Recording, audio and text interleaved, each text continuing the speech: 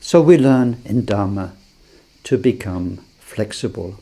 We learn to see how much the storytelling can change. And we also learn to see that it is just storytelling and that we do not need to be prisoners of our storytelling.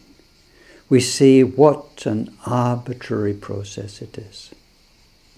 And we can transcend it to a state of mind that does no longer depend on a story of me, of you, of it,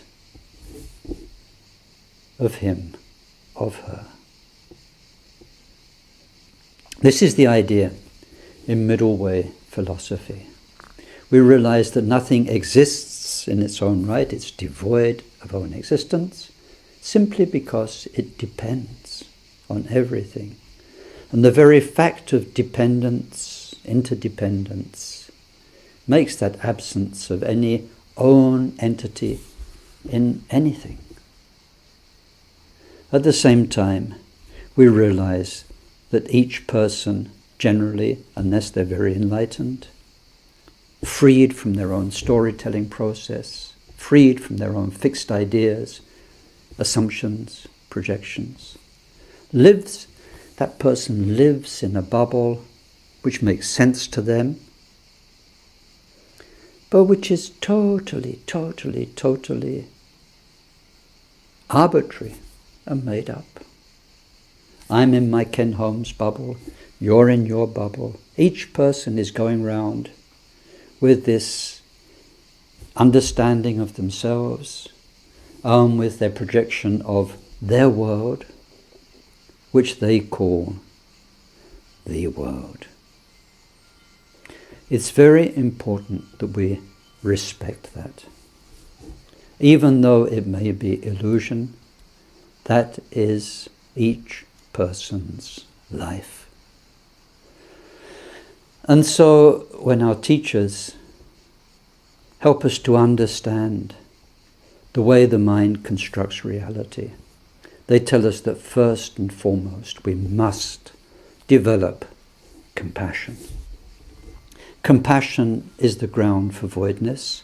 Then we enter into voidness understanding in a healthy way. You can never have too much compassion. Most of us are very, very lacking in compassion. So compassion first. And then as we discover voidness and how people lock themselves into a prison of their own happiness and suffering, we will have understanding, sympathy. We'll be able to put ourselves in their place and realize what's happening to them. We'll care for them. We'll want to be able to help them to be happier within the terms of their own reality. If, on the contrary, what we do is to develop this conceptual understanding of voidness and how people are living under their own illusions, if we develop that too quickly and only that, then it can lead to a contempt for people. One can just dismiss life as being nothing but shallow illusions and dreams.